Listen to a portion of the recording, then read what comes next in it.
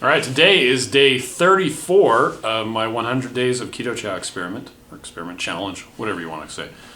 I figured out a way to know what day I'm on. So there was 30 days in last month that I was doing this. Today is the 4th of February, so today's day 34. And that will hold true and be nice and easy to remember up until I get to January, February, March. Okay. It's been a crazy day today.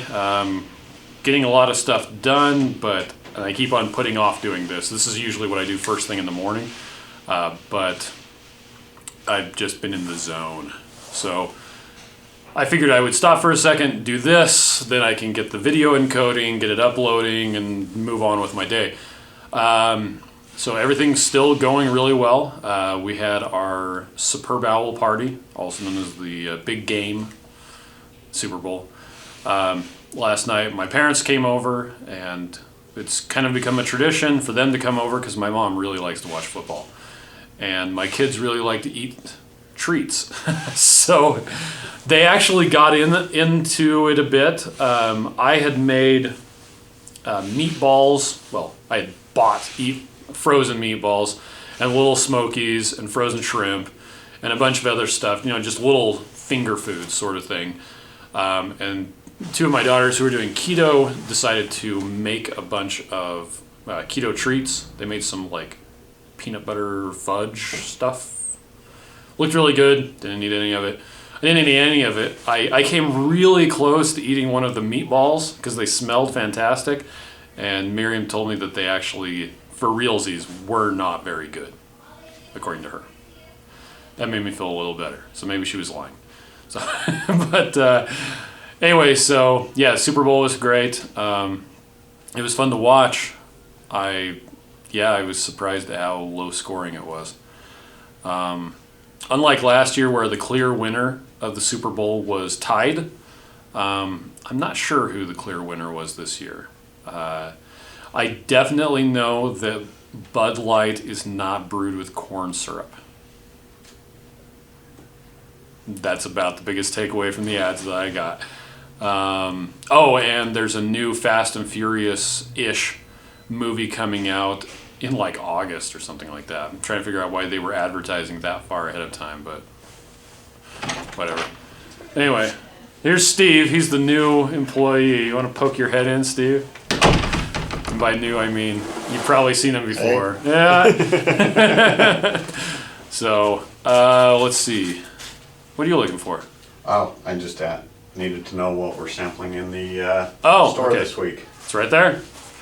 This week we're sampling the Snickerdoodle, which is what's on sale, 10% off, as well as the root beer float flavor, because when I went to mix those up this morning, I went, oh, root beer's there at the front. We'll do that. And we haven't done it for a while. So, when people come in to buy stuff, we have that to sample. The 100 days is going great. I mentioned yesterday that when I did the 28-day, the first kind of experiment I did with this, and that one was unique in that all I was having was Keto Chow and water and some salt every once in a while.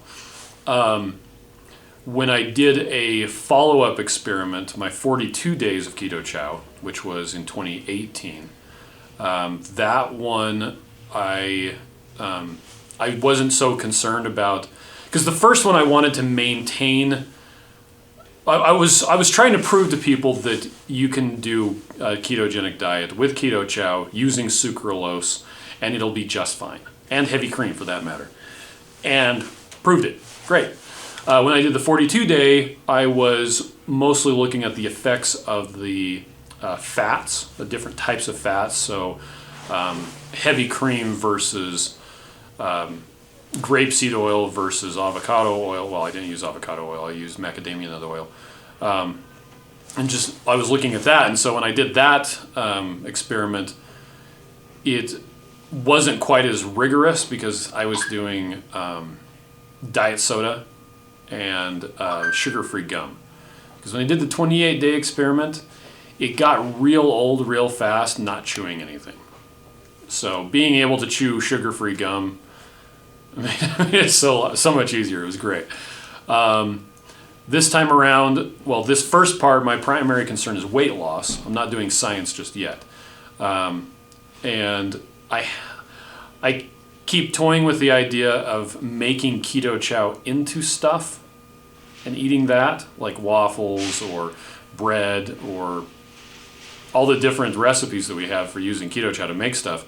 But it's just so easy to just mix up Keto Chow and not worry about, baking stuff. So I haven't done that yet. And once I get into the science portion, I won't be doing that, so I probably won't. But anyway, so this time around, when I'm doing the 100 days of Keto Chow, I'm on day 34, and it's been actually really easy. There have been a couple times, like yesterday, where I've almost eaten other stuff, but it hasn't been something that's been consuming my thoughts like it was on the 28-day experiment. Yeah, I was ready to be done. By day 34 of the 42-day experiment, I was also ready to be done because it was really hampering my style, not being able to go out to dinner and whatnot. I don't know if it's this time of year when everybody else is planning on losing weight, but I was doing the same thing last year. The 42-day experiment was the same time of year that this one is, and this has been so much easier. Maybe it's just I'm used to it, or maybe it's the fact, as some people posted yesterday in the YouTube comments, the fact that I've got so much longer to go. I'm not even close to the end yet. I'm not even at the halfway mark. I'm at the 1/3 mark. How about that? But it's been a lot easier this time around, as far as sticking to it and everything. Also, the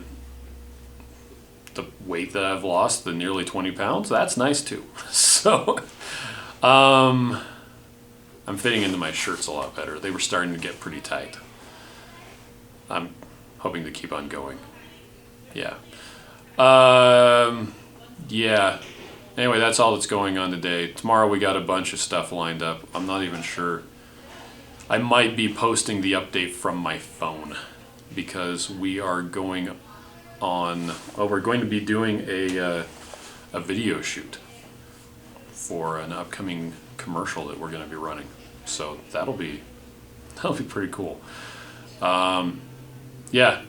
Anyway, I'm done with this. I'll see you guys all on day 35. So, see ya.